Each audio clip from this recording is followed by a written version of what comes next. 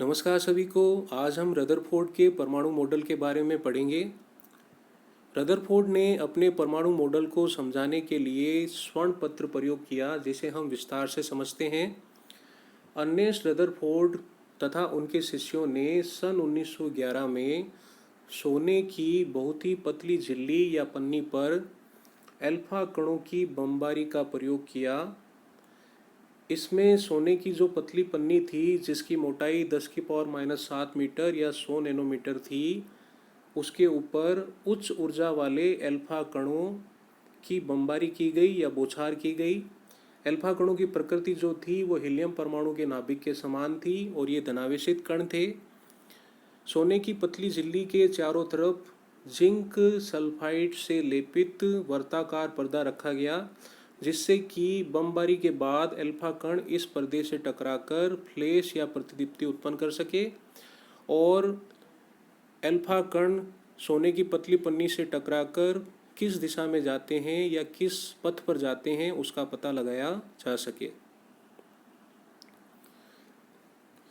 ये रदरफोर्ड के प्रकीर्णन प्रयोग का नामांकित चित्र है। इसमें ये जो मशीन है मध्य में, ये अल्फा कण प्रकीर्णक है, जिसे अल्फा किरणों का स्रोत भी कहा गया। मध्य में ये जो पतली झिल्ली है ये सोने की पतली पन्नी है। चारों तरफ ये जो वर्ताकार जो पर्दा है ये फोटोग्राफी पर्दा है और इस पर जिंक सल्फाइड का लेप किया गया, ताकि जब इस पर अल्फा कण टकराए तो प्रतिदीप्ति उत्पन्न हो और हमें अल्फा कणों के पथ के बारे में पता लग सके।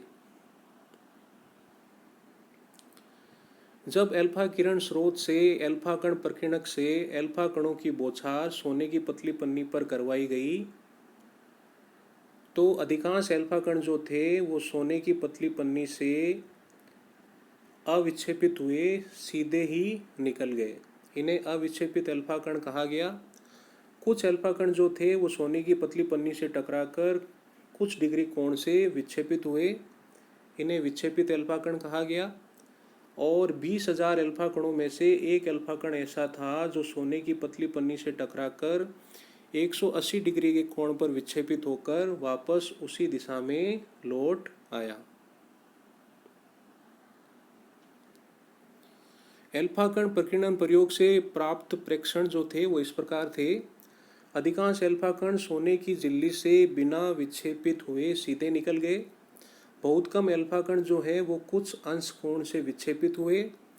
20,000 अल्फा कणों में से एक अल्फा कण जो है उसका विक्षेपण 180 डिग्री के कोण पर हुआ।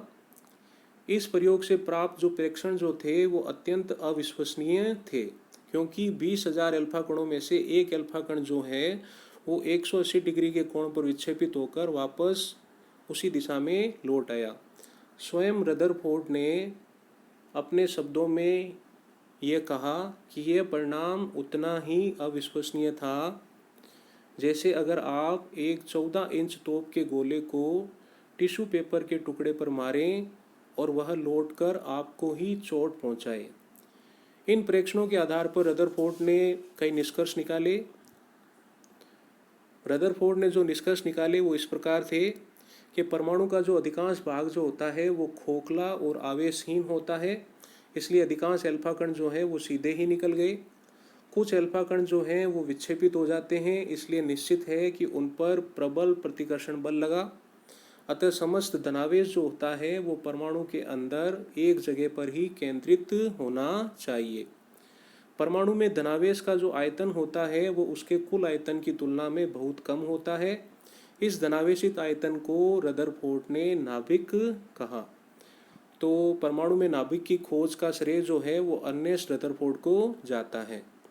परमाणु का व्यास रदरफोर्ड के अनुसार लगभग 10⁻⁻10 मीटर तथा नाभिक का व्यास लगभग 10⁻⁻15 मीटर होता है। तो ये अल्फा कण प्रकीर्णन प्रयोग के निष्कर्ष थे जो रदरफोर्ड ने निकाले। रदरफोर्ड के निष्कर्षों को हम इस चित्र के माध्यम से समझते हैं। सोने की पतली पन्नी का यह एक परमाणु है, सोने का परमाणु है, और इस सोने के परमाणु के केंद्र में ये ठोस गोला है जिसमें परमाणु का समस्त नावेश जो है वो केंद्रित रहता है। इसे ही रदरफोर्ड ने नाभिक कहा था। और परमाणु का जो अधिकांश जो भाग जो होता है वो खोखला होता है और अल्फा कण जो होते हैं उन पर भी धनावेशित आवेश होता है।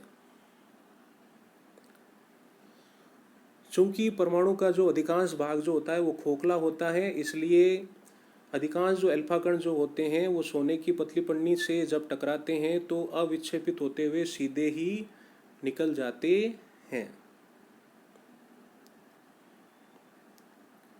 चूंकि अल्फा कण जो होते हैं उन पर भी धनावेश होता है और जो नाभिक जो होता है उस पर भी धनावेश होता है और समान आवेश जो होते हैं उनमें हमेशा प्रतिकर्षण बल कार्य करता है। तो जो अल्फा कण नाभिक के जितने पास से होकर गुजरते हैं उनमें उतना ही विक्षेपण होता है। जो अल्फा कण नाभिक के जितने पास से होकर गुजरते हैं, परमाणु के नाभिक के जितने पास से होकर गुजरते हैं उनमें उतना ही विक्षेपण होता है। और जो अल्फा कण नाभिक के केंद्र से टकराते हैं तो वो 180 डिग्री के कोण पर विक्षेपित हो जाते हैं। तो इस प्रकार से हमने इस चित्र के माध्यम से रदरफोर्ड के जो निष्कर्ष थे उनको हमने समझा। उपरोक्त निष्कर्षों के आधार पर रदरफोर्ड ने परमाणु का निम्नांकित मॉडल दिया, जिसके अनुसार परमाणु का संपूर्ण धनावेश तथा द्रव्यमान जो होता है उसके मध्य में नाभिक में केंद्रित होता है। परमाणु का अधिकांश भाग जो होता है वो रिक्त होता है, जिसमें चारों ओर इलेक्ट्रॉन जो हैं वो वर्ताकार पथों में तीव्र गति से घूमते हैं। इन वर्ताकार पथों को कक्षा या कोश कहते हैं।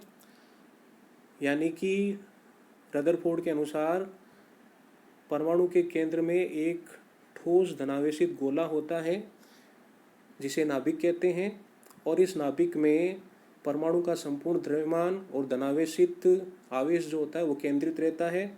और इस नाभिक के चारों ओर बाह्य वर्ताकार कोश पाए जाते हैं, जिसमें इलेक्ट्रॉन जो होते हैं वो नाभिक के चारों ओर निरंतर चक्कर लगाते रहते हैं।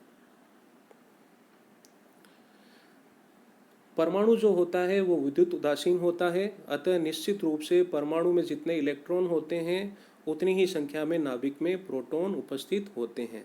अर्थात परमाणु में प्रोटॉन की संख्या और इलेक्ट्रॉन की संख्या जो होती है वो समान होती है। यानी कि धनावेश और ऋणावेश जो होता है वो परमाणु में समान होता है, जिसकी वजह से परमाणु जो होते हैं वो विद्युत उदासीन होते हैं। रदरफोर्ड के परमाणु मॉडल को सौर मॉडल का प्रतिरूप भी माना जाता है। रदरफोर्ड का जो परमाणु मॉडल है उसे सौर मॉडल का प्रतिरूप भी कहा जाता है, क्योंकि रदरफोर्ड के अनुसार जिस प्रकार सूर्य के चारों ओर ग्रह जो हैं वो वर्ताकार पथ में चक्कर लगाते रहते हैं निरंतर, ठीक उसी प्रकार परमाणु में नाभिक के चारों ओर इलेक्ट्रॉन जो हैं वो बाह्य वर्ताकार कक्षों में निरंतर चक्कर लगाते रहते हैं। तो इस प्रकार से हमने रदरफोर्ड के मॉडल, रदरफोर्ड के अल्फा कण प्रकीर्णन प्रयोग आदि के बारे में समझा। जय हिंद, जय भारत, धन्यवाद।